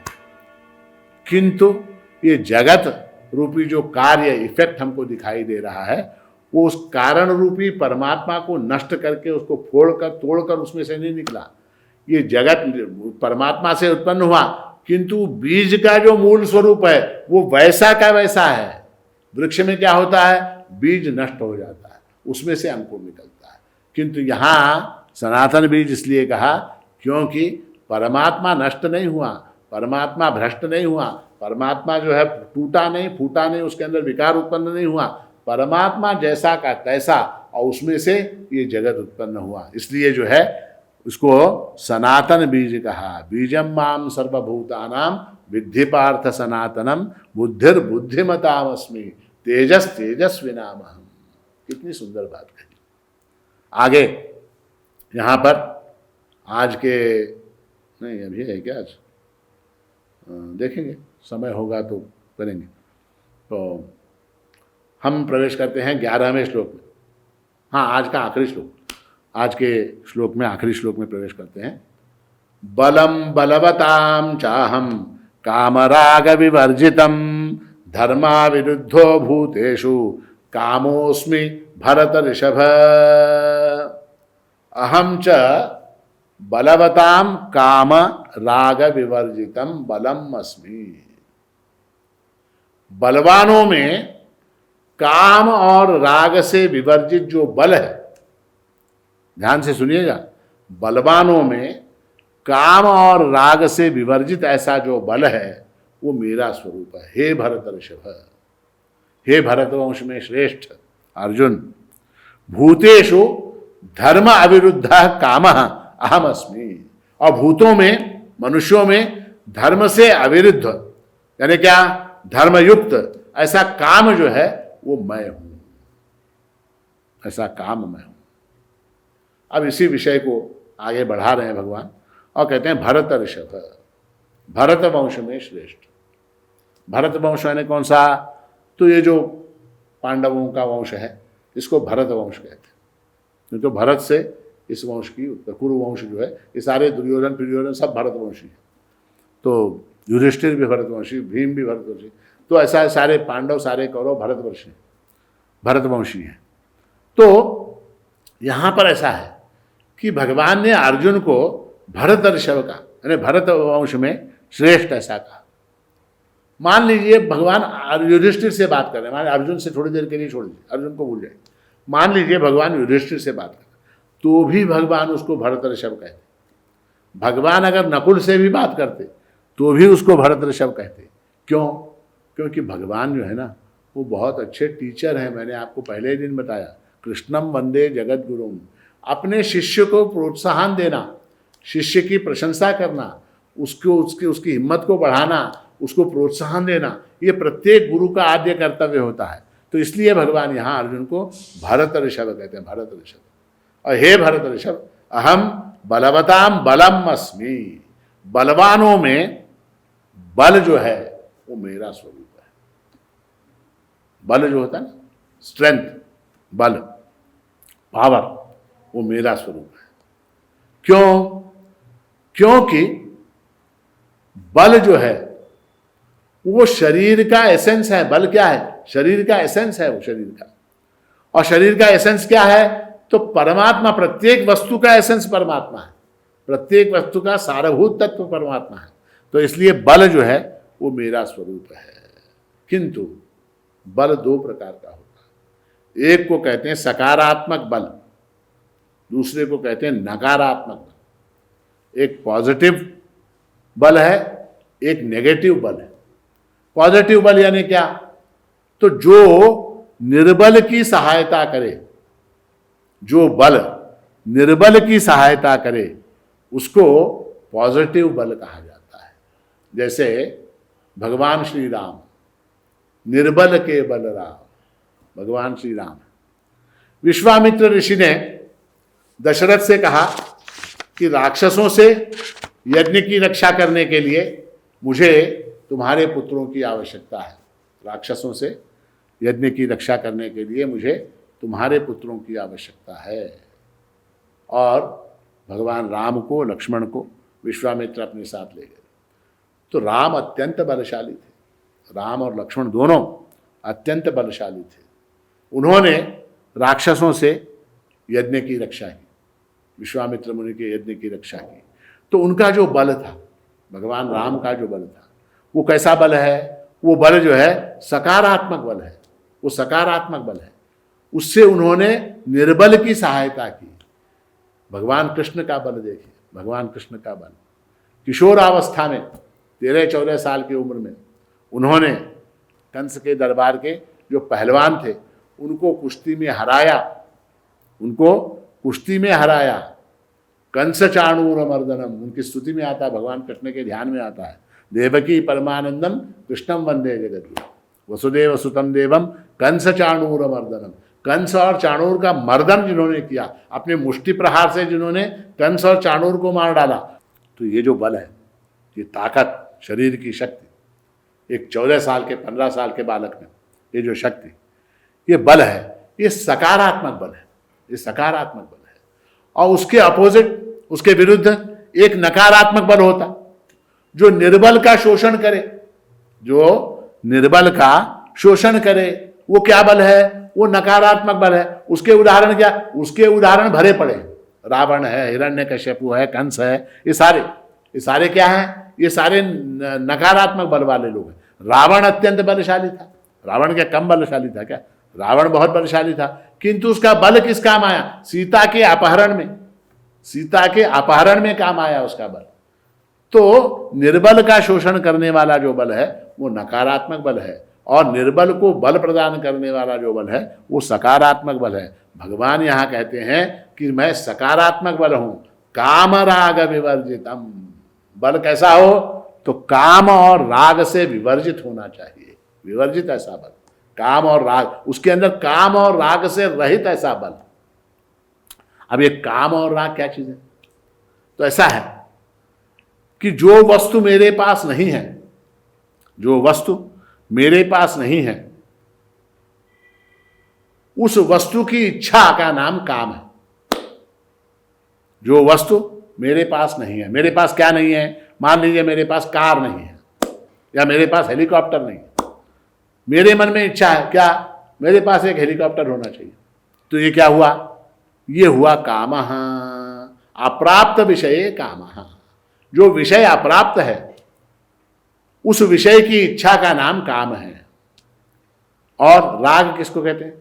राग कहते हैं प्राप्त विषये रागः, प्राप्त विषये रागः। और मेरे पास क्या? मेरे पास मोटरसाइकिल है, मेरे पास मोटरसाइकिल है। अब क्या? उसके अंदर जो मेरा प्रेम है, उस मोटरसाइकिल के अंदर मेरा जो प्रेम है उसका नाम राग है।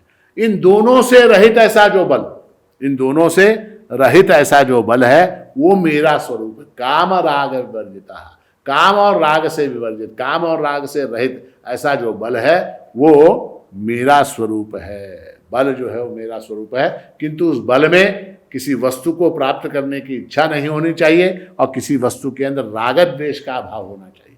राग द्वेष का अभाव और इच्छा कामना का अभाव, इनसे रहित, काम और राग से रहित ऐसा जो बल है वो मेरा स्वरूप है। किंतु भगवान देखिए, उनकी चतुरता देखिए, अगली ही पंक्ति में कहते हैं कामोस्मि भरतर्षभ। और काम क्या है? काम भी मेरा ही स्वरूप है। काम क्या है? मेरा ही स्वरूप है। अब देखिए बड़ी यहां पर दिक्कत हो गई। क्या दिक्कत हो गई? पहली पंक्ति में, ये जो पहली वाली पंक्ति है, इसके अंदर भगवान ने क्या कहा? इसके अंदर भगवान ने कहा कि बलम बलवताम चाहम कामराग विवर्जितम, ये कहा। ठीक है। अगली पंक्ति में क्या कहते हैं? धर्मा विरुद्धो भूतेषु कामोस्मि भरतर्षभ। पहले कहा कामराग विवर्जित ऐसा जो बल है वो मेरा स्वरूप है, और उसके बाद अब क्या कह रहे हैं? काम जो है वो भी मेरा स्वरूप है। पहले पंक्ति में निंदा कर दी, अब दूसरी पंक्ति में अपना स्वरूप बता रहे। तो उसका समाधान ऐसा है, काम भी दो प्रकार का होता है। काम भी दो प्रकार का होता है। इच्छा कामना जो है वो दो प्रकार की होती है। पहली कौन सी? तो धार्मिक काम, और दूसरी कौन सी? अधार्मिक काम। धार्मिक कामना, अधार्मिक कामना। देखिए हमारे यहाँ मुमुक्षुत्व जो है, वो मोक्ष की इच्छा, ये पुरुषार्थ में आता है। मुमुक्षुत्व जो है ये मोक्ष की इच्छा करना, ये एक पुरुषार्थ माना गया है। पुरुष प्रयत्न से मोक्ष की इच्छा करनी चाहिए मनुष्य को। और वेदांत में जो साधन चतुष्टय है, साधन चतुष्टय, उस साधन चतुष्टय में भी मुमुक्षुत्व जो है वो एक अत्यंत महत्वपूर्ण ऐसी योग्यता है जिसको वेदांत के विद्यार्थी को प्राप्त करनी ही है। विवेक, वैराग्य, षट संपत्ति और मुमुक्षुत्व, इसको जो है ये चार चीजें तो हमको प्राप्त करनी ही है। तो मोक्ष की इच्छा, अब मोक्ष की इच्छा भी काम है, मोक्ष की इच्छा भी कामना है। तो वो जो कामना है उसको धार्मिक कामना कहते हैं। और अधार्मिक काम यानी क्या? तो अधार्मिक काम यानी जिसके अंदर धर्म का विरोध होता हो उसको अधार्मिक काम कहते हैं। जैसे तीर्थ यात्रा की इच्छा, तीर्थ यात्रा की इच्छा करना अच्छी बात है क्या बुरी चीज़ है? वेदांत श्रवण की इच्छा करना अच्छी बात है क्या बुरी बात है?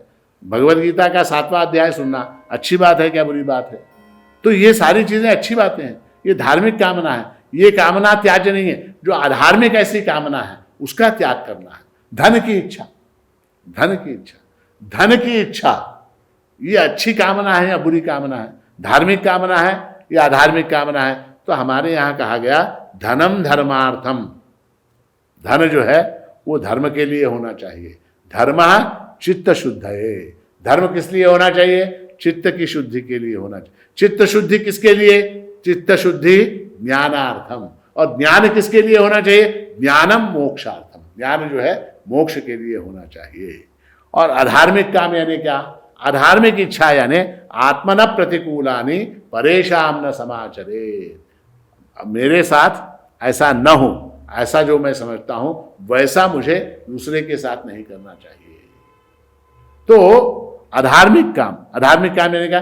धर्म से विरुद्ध, पर द्रव्य की इच्छा, पर स्त्री की इच्छा, पर संपत्ति की इच्छा, ये सारी चीजें क्या हैं? ये जो है अधार्मिक काम है, अधार्मिक काम है। तो इसलिए भगवान कहते हैं धर्म अविरुद्ध भूतेषु, धर्म से अविरुद्ध ऐसा जो है काम। धर्म से अविरुद्ध यानी क्या? धर्म के अनुकूल जो कामना है वो कामना जो है वो मेरा स्वरूप है, वो मेरा स्वरूप है। और काम शब्द का एक और विशेष अर्थ भी है। स्त्री को पुरुष के संबंध में, पुरुष को स्त्री के संबंध में जो इच्छा होती है उसका नाम भी काम है, उसका नाम भी काम है। और वहां भी जो है, अब ये जो भगवान यहाँ कहते हैं कि धर्माविरुद्धो भूतेषु कामोस्मि हर्तर्षभ, तो ये जो शक्ति है मनुष्यों के अंदर, पशु पक्षियों के अंदर संतति को उत्पन्न करने की जो शक्ति है उसका नाम काम है। और वो जो स्वरूप है वो भी परमात्मा का स्वरूप है। वो काम क्या है? वो परमात्मा की दी हुई एक विशेष प्रकार की शक्ति है। मनुष्यों को, स्त्री पुरुषों को विशेष प्रकार की शक्ति परमात्मा ने संतति उत्पन्न करने के लिए दी है। और वो संतति उत्पन्न करने की जो शक्ति है वो धर्म से अविरुद्ध होनी चाहिए, वो धर्मानुकूल होनी चाहिए, धर्म के साथ होनी चाहिए। धर्म में जैसा बताया गया उस तरह से उसका विनियोग करेंगे, उस तरह से उसका उपयोग करेंगे तो क्या होगा? वो जो काम की जो शक्ति हमारे अंदर है वो भूतेषु धर्म अविरुद्ध कामः अहम अस्मि। भूतों के अंदर जो काम नामक शक्ति है वो मेरा स्वरूप है। ठीक है, बात समझ में आई? अब इसके बाद भगवान कहते हैं ये चैव सात्विका भावा राजसास्तामसाश्च ये मत्त एवेति तान् विद्धि नत्वहं तेषु ते मयि। भगवान कहते हैं और तो क्या कहूँ, जितने भी सात्विक, राजस और तामस भाव हैं वे सब मुझसे ही होते हैं, ऐसा समझो, मेरे कारण होते हैं। पर मैं उनमें नहीं हूँ और वे मेरे में नहीं। यानी क्या? ये सात्विक, राजस, तामस जो भाव हैं उनके अंदर मैं नहीं हूँ और वो जो सात्विक, राजस, तामस भाव हैं वो मेरे अंदर नहीं है। अब तक क्या हुआ? अब तक भगवान ने बाहर की जो वस्तुएं हैं, जगत में जो बाहर की वस्तुएं दिखाई देने वाली वस्तुएं हैं उनका वर्णन किया। अब जो आंतरिक भाव हैं मनुष्य के अंदर, जो आंतरिक भाव हैं वो भी जो हैं मुझसे ही उत्पन्न होते हैं, ऐसा यहाँ पर भगवान दर्शा रहे हैं।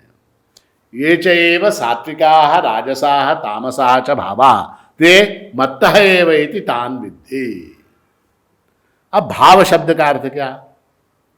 सात्विक, राजस, तामस भाव मत्तः एव, मुझसे ही उत्पन्न होते हैं, इति तान् विद्धि, इस प्रकार से तुम जानो, इस प्रकार से उनको तुम जानो। भाव शब्द का अर्थ क्या? तो आंतरिक जो वृत्ति है, चित्त का जो परिणाम है, जो थॉट है, उसका नाम भाव है। वेदांत की दृष्टि से वृत्तियां क्या हैं? वृत्तियां भी जड़ है, वृत्तियां भी जड़ है, किंतु चैतन्य की व्याप्ति के कारण वो वृत्ति जो है वो चेतन प्रतीत है। थॉट जो है ना, हमारे दिमाग में निकलने वाली जो वृत्तियां हैं, हमारे दिमाग में उठने वाले जो विचार हैं, वो विचार स्वभावतः जड़ है, किंतु चैतन्य उनके अंदर व्याप्त होने के कारण वो चेतन प्रतीत होती है। ठीक है, तो जैसे ये, और वो चैतन्य उसके अंदर जो है वो दिखाई नहीं देता, चैतन्य उसके अंदर है, ये हमारी दृष्टि से छूट जाता है, हम केवल वृत्ति को देखते हैं। वो वृत्ति चैतन्य के कारण जो है प्रचोदित हो रही है, इस बात को हम भूल जाते। कैसे बोलते हैं? जिस प्रकार मैंने ये हाथ दिखाया, बहुत बार मैंने उदाहरण दिया, ये हाथ दिखाया, आपसे पूछा ये हाथ क्यों, क्या क्या दिखाई दे रहा है आपको, तो आप क्या बोलते हैं? उंगलियां दिखाई दे रही हैं, हाथ की रेखाएं दिखाई दे रही हैं, आपका जो है अंगूठी दिखाई दे रही है, नाखून दिखाई दे रहे हैं, ये सारी चीजें दिखाई दे रही। किंतु जिसके कारण ये हाथ दिखाई देता है, उस प्रकाश को आप नजरअंदाज कर देते हैं, उस प्रकाश को भूल जाते हैं। ये हाथ जो दिखाई दे रहा है वो प्रकाश के कारण दिखाई दे रहा है, प्रकाश ने इस हाथ को व्याप लिया है, एनवेलप कर लिया है प्रकाश ने, और वो प्रकाश जो है उसके कारण ये हाथ दिखाई दे रहा है। मैं पूछने वाले से अगर मैं पूछूं क्या दिखाई दे रहा है, वो सारी चीजें बताएगा और कहेगा प्रकाश, प्रकाश को भूल जाएगा। क्यों? टेकन फॉर ग्रांटेड, प्रकाश तो ही है। उसी तरह से वृत्तियां जो हैं वो वृत्तियां भी चैतन्य से व्याप्त हैं, और चैतन्य से व्याप्त होने के कारण वृत्ति में जो अंतर्निहित चैतन्य है उसके कारण वृत्ति जो है वो चेतन प्रतीत होती है। वृत्ति में अंतर्निहित चैतन्य सहसा अनुभव में नहीं आता, वो हाथ में प्रकाश जैसे अनुभव में नहीं आता, उस तरह से वो चैतन्य जो है वो सहसा अनुभव में नहीं आता। तो वृत्ति की बात हम करें तो वृत्ति में जो है मन, जो है मन से, बुद्धि से वृत्तियां निकलती हैं। तो ये जो वृत्तियां हैं, मन में भी दो तत्व हैं। कौन कौन से? एक सतत परिवर्तनशील वृत्तियां हैं। मन में दो तत्व हैं। क्या? तो मन में से, बुद्धि में से सतत परिवर्तनशील ऐसे विचार निकलते रहते हैं, और उनके पीछे एक अपरिवर्तनशील ऐसा चैतन्य होता है, एक अपरिवर्तनशील ऐसा चैतन्य होता है, जिसके कारण ये वृत्ति मेरे मन में उत्पन्न हुई, ऐसा ज्ञान मुझको होता है उस चैतन्य के कारण। तो मैं जो बोल रहा हूं उसको सुनकर आपके मन में भाव सतत बदल रहे, एक एक शब्द के साथ भाव बदल रहे हैं, एक एक शब्द के साथ ये भाव आपके अंदर जो बदल रहे हैं, वो अगर न बदलते, मान लीजिए मैं जो बोल रहा हूं उसे आप सुन रहे हैं, वृत्तियां मन के अंदर उठ रही हैं, विचार उठ रहे हैं मन के अंदर, वो अगर विचार न बदलते, विचार अगर न बदलते, तो आप मेरे पहले शब्द के साथ ही अटक, वंदे श्री प्रभु सद्गुरु, वहीं अटक जाते, आप अटक जाते। किंतु आप समझ रहे हैं मेरी बात को, और जैसे जैसे समझ रहे हैं वैसे वैसे भाव बदलता चला जा रहा है।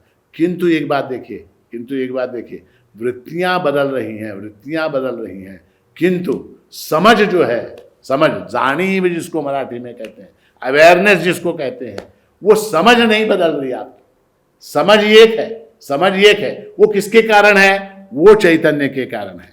तो इसको पंचदशी में हमारे विद्यारण्य मुनि ने बड़ा सुंदर दृष्टांत देकर कहा, नृत्यशाला स्थितो दीपः प्रभुं सभ्याश्च नर्तकीं दीपैरविशेषेण तदभावेपि दीप्यते। इसका उदाहरण हमारे विद्यारण्य मुनि ने पंचदशी में बड़ा सुंदर दिया है। उन्होंने एक सभागृह की कल्पना की, वहाँ मंच के ऊपर नर्तकी जो है डांस कर रही है, नृत्य कर रही है, और वहाँ महादीप लटका हुआ, दीप है। वो दीप जो है वो नृत्यशाला स्थितो दीपः, नृत्यशाला में जो दीप है वो किस किस को प्रकाशित कर रहा है? प्रभुम, वहाँ जो सभापति बैठा है उसको प्रकाशित कर रहा है। सभ्यांश्च, जो और साजिंदे हैं, जो और श्रोतागण दर्शकगण बैठे हैं उनको भी प्रकाशित कर रहा है। नर्तकीम, नर्तकी को भी प्रकाशित कर रहा है। दीपैरविशेषेण, इनको जो है वो वो जो है प्रकाशित कर रहा है। किंतु तदभावेपि दीप्यते, उसके अभाव को भी वो प्रकाशित करता है। नर्तकी चली गई, सभापति चला गया, लोग चले गए, बजाने वाले साजिंदे चले गए, सब लोग चले गए, तो भी वो दीप वहाँ पर उसके अभाव को प्रकाशित करता है। उसी तरह से ये वृत्तियाँ हों चाहे न हों, वृत्तियाँ हों चाहे न हों, वो चैतन्य जो है वो सतत प्रकाशित करने लगता है। तो ये बदलने वाली जो वृत्तियाँ हैं वो अपरा प्रकृति हैं, न बदलने वाला चैतन्य क्या है, वो परा प्रकृति है। अपरा सगुण है, परा निर्गुण है। अतः अपरा का अंग होने से वृत्तियां भी सगुण हो जाएंगी। वृत्तियां भी जो है अपरा प्रकृति का अंग है, बुद्धि से उत्पन्न होती हैं। बुद्धि क्या है, भूमिरापो नलो वायु खम्बनो बुद्धिरेव च अहंकार इति अन्ये भिन्ना प्रकृतिरष्टधा। तो बुद्धि क्या है, तो बुद्धि भी जो है, अहंकार क्या है, बुद्धि क्या है, मन क्या है, वो सब अपरा प्रकृति है। अतः उनका अंग होने, वृत्ति क्या उनमें से उत्पन्न हुई, तो वृत्ति भी जो है वो क्या हो जाएगी, वो भी अपरा प्रकृति हो जाएगी। ठीक है। और क्या, अपरा प्रकृति गुणों वाली है, अपरा प्रकृति सगुण है, तो इन वृत्तियों के अंदर भी गुण होंगे। हमने अधिक मास में 14वां अध्याय देखा, गुणत्रय विभाग योग, तो वहाँ गुणों की बात की, तो अब उसका विस्तार नहीं करेंगे। किंतु अपरा प्रकृति सगुण होने के कारण वृत्तियां भी जो है सगुण होने के कारण उनके अंदर गुण होंगे, उनके अंदर गुण होंगे। अब सात्विक राजस तामस जो भी गुण है वो सब क्या है, मत्तः एव इति तान् विद्धि, वो मुझसे ही उत्पन्न होते हैं, ऐसा तू समझ। तो इसलिए आपके मन में अगर कोई सात्विक वृत्ति उत्पन्न हुई, सात्विक वृत्ति कौन सी, कि अब जो है भगवत गीता के 7वें अध्याय का प्रवचन जो है ध्यान पूर्वक सुना जाए। ये क्या है, ये सात्विक वृत्ति है। आपके अंदर सात्विक वृत्ति उत्पन्न हुई, क्या, 7वें अध्याय का प्रवचन ध्यान पूर्वक सुना जाए, सात्विक वृत्ति। थोड़ी देर बाद आप सुनना बंद करते हैं और उस समय एक वृत्ति उत्पन्न होती, थोड़ी देर, आधे घंटे बाद। क्या वृत्ति उत्पन्न होती है कि मेरा मित्र जो है वो मुझे बुला रहा है, शाम के भोजन के लिए मुझे बुला रहा है, उसके घर जाना है। तो इसलिए अब क्या, अब प्रवचन को बंद किया जाए और मित्र के घर भोजन के लिए जाना है तो वहाँ चलें। ये क्या हो गया, ये राजसिक वृत्ति उत्पन्न हो गई, राजसिक वृत्ति उत्पन्न हो गई। क्या, कि मित्र के यहाँ भोजन के लिए जाना है, वहाँ मनोरंजन का कार्यक्रम है, वहाँ गाना है, बजाना है, पार्टी है, वहाँ जाएंगे। तो ये क्या हो गया, ये राजसिक वृत्ति उत्पन्न हो गई। वहाँ गए तो वहाँ पार्टी रात को 1:30 बजे तक चली, वहाँ आपको नींद आने लगी, वहाँ नींद आने लगी, फिर क्या, आप घर चले और सोए, तो वो क्या हो गया, तामसिक वृत्ति उत्पन्न हो गई। भगवान कहते हैं तीनों प्रकार की जो वृत्तियाँ तेरे मन में उत्पन्न होती हैं ना, वो मुझसे उत्पन्न होती हैं, वो मुझसे उत्पन्न होती हैं, मेरे कारण उत्पन्न होती हैं और मुझसे मत्तः एव, मेरे से ही उत्पन्न होती हैं।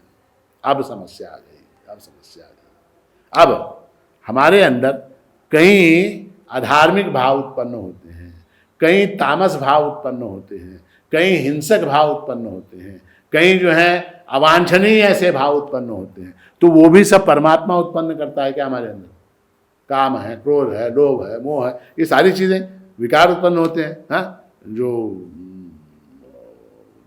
जो पाप को जन्म देने वाले ऐसे विकार हैं, ऐसे विकार उत्पन्न होते हैं। तो ये जो पाप करने की प्रवृत्ति है वो हमारे अंदर जो उत्पन्न होती है वो भी परमात्मा के ही द्वारा प्रचोदित है क्या, उसके लिए भी परमात्मा ही प्रेरणा देता है क्या, ऐसी समस्या हो गई। तो उससे क्या हो जाता है कि जो लोग ये श्लोक पढ़ते हैं उनको पाप करने की एक प्रकार से स्वच्छंदता मिल जाती है, उनको पाप करने की स्वच्छंदता मिल जाती है। तो मेरे में पाप करने की प्रवृत्ति परमात्मा उत्पन्न कर रहा, मैं क्या करूं। भगवान ने स्वयं कहा क्या, ये चैव सात्विका भावा राजसास्तामसाश्च, ये तामस गुण भी मेरे अंदर जो है वो परमात्मा की देन है। तो परमात्मा ही मेरे अंदर जो है तामस गुण को उत्पन्न कर रहा, मैं क्या करूं, मैं पाप करूंगा, परमात्मा करवा रहा है, करूंगा। तो ये जो समस्या है इसका निदान गीता भाष्य में भगवत पूज्यपाद श्रीमद् शंकराचार्य ने अत्यंत सुंदर रीति से किया है, अत्यंत सुंदर रीति से इस समस्या का निराकरण भगवत पूज्यपाद श्रीमद् शंकराचार्य ने अपने गीता भाष्य में किया है। भगवान शंकराचार्य कहते हैं कारण जो हैं वो दो प्रकार के होते हैं, एक को कहते हैं सामान्य कारण और दूसरे को कहते हैं विशेष कारण। ध्यान दीजिए, सामान्य कारण, विशेष कारण। अब मैं आपको इसका उदाहरण देता हूं। अब ये भवन है, ठीक है, ये भवन है। अब इस भवन का जो सामान्य कारण है वो क्या है? तो सीमेंट है, ईंट है, पत्थर है, ये सामान्य कारण। सामान्य कारण क्यों? क्योंकि जितने भी भवन होंगे वो सब इसी कारण से बने होंगे, सामान्य कारण से। ईंट है, पत्थर है, लकड़ी है, ये सारी चीज। किंतु ये जो घर है, ये घर गोल बनेगा, चौरस बनेगा, आयताकार बनेगा, 2 मंजिला बनेगा, इसके नीचे तहखाना होगा या नहीं होगा, ये सारी चीजें जो है ना, लंबा होगा, ऊंचा होगा, ये सारा क्या? ये मेरी बुद्धि की उपज है। ये क्या? मेरी बुद्धि की उपज है। तो यहां क्या हो गया? यहां पर ईंट, पत्थर, लकड़ी वगैरह क्या? ये सामान्य कारण हुए, और इंजीनियर की जो बुद्धि है वो उसका विशेष कारण है, वो उसका विशेष कारण है। तो एक हुआ सामान्य कारण, एक हुआ विशेष कारण। उसी तरह से कार है ना, आपकी कार। तो कार के चलने का सामान्य कारण, कार किसके कारण चलती है? तो कार जो है वो पेट्रोल के कारण या डीजल के कारण चलती है। कार जो चलती है वो पेट्रोल अथवा डीजल के कारण चलती है।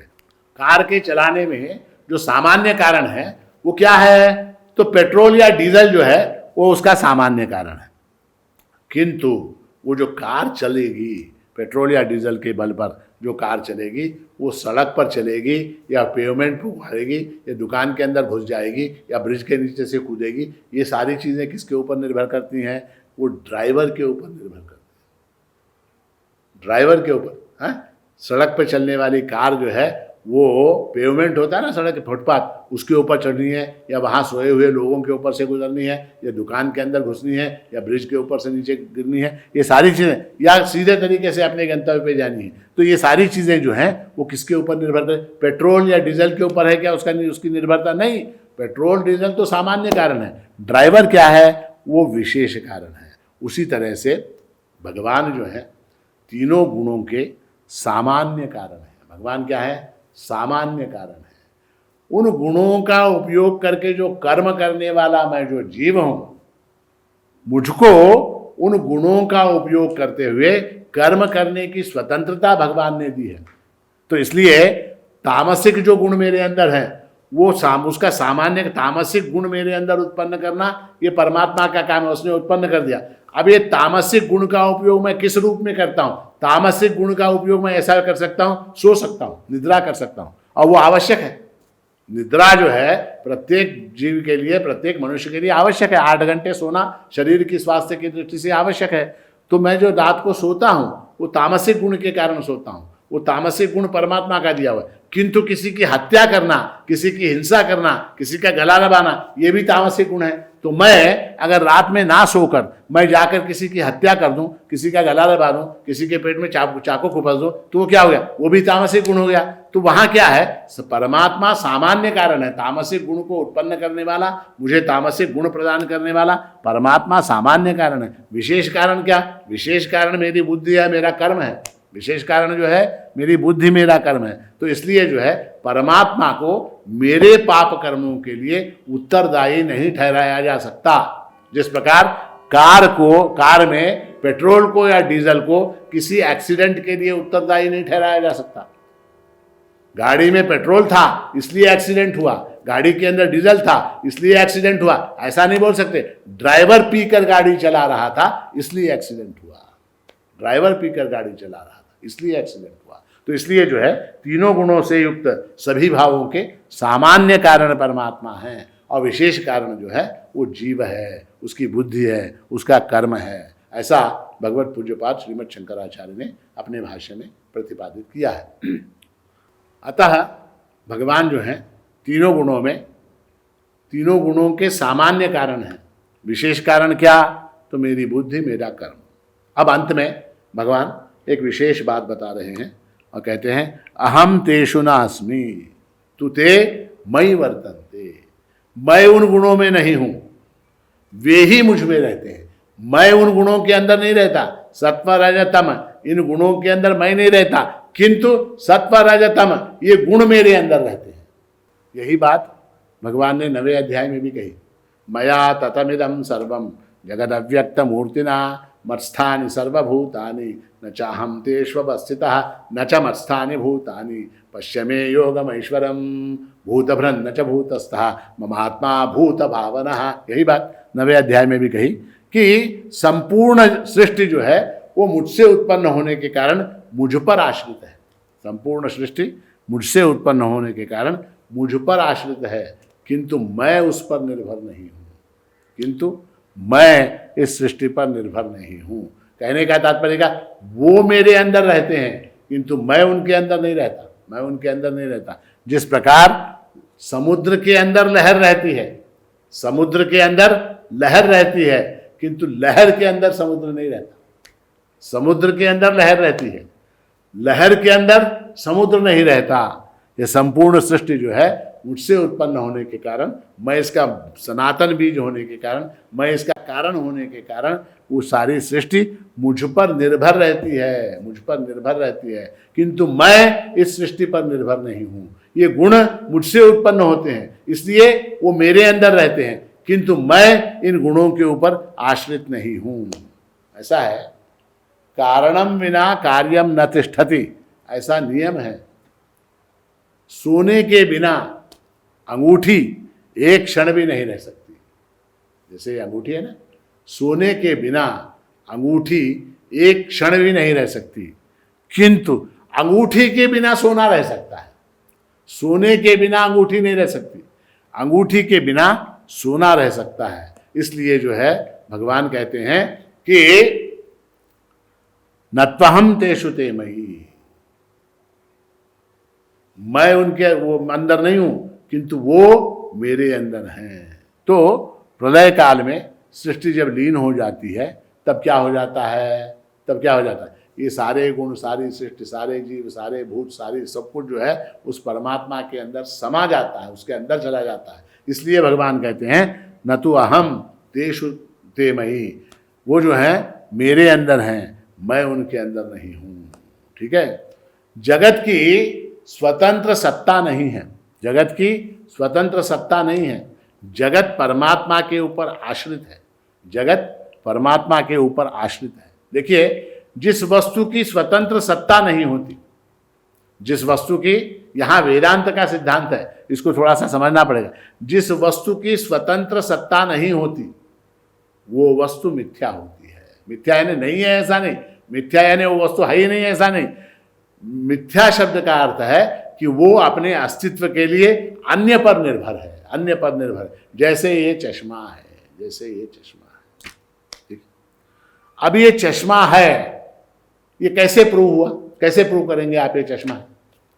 ये चश्मा है ऐसा प्रूव करने के लिए एक चेतन व्यक्ति की आवश्यकता है। चश्मा स्वयं नहीं बोल सकता कि मैं चश्मा हूं, चश्मा स्वयं नहीं बोल सकता कि मैं चश्मा हूं। ये चश्मा है ऐसा कहने के लिए एक चेतन की आवश्यकता है, एक चेतन की आवश्यकता है। वो चेतन ही इसको प्रूव करे। इसके अस्तित्व को, इसके एग्जिस्टेंस को प्रूव करने के लिए एक कॉन्शियस, एक चैतन्य की जरूरत है, कॉन्शियस बीइंग की जरूरत है, एक चेतन व्यक्ति की जरूरत है। तो क्या हुआ? इसका अस्तित्व जो है वो अस्वतंत्र है, वो डिपेंडेंट है, वो निर्भर है किसके ऊपर? तो चेतन के ऊपर। जगत क्या है? जगत जड़ है, जगत, सारा जगत जो है वो जड़ है, अस्वतंत्र है। स्वतंत्र क्या है? चैतन्य परमात्मा ही स्वतंत्र है, और वो जो है इन सारी वस्तुओं को अस्तित्व प्रदान करता है। तो इसलिए जो है जगत की स्वतंत्र सत्ता न होने के कारण, वो जगत मुझ पर आश्रित होने के कारण मैं ही सत्य हूँ, मैं ही सत्य हूँ, और मेरे अतिरिक्त अन्य जो कुछ अनात्म पदार्थ है वो सब मिथ्या है। ऐसा भगवान ने इस 12वें श्लोक में प्रतिपादित किया। हमारा समय जो है यहाँ पर समाप्त होता है। आगे के श्लोक हम कल देखेंगे। आज हमने क्या देखा? तो जो कुछ है वो सब परमात्मा रूप है, जो कुछ है वो सब परमात्मा रूप है, और क्या?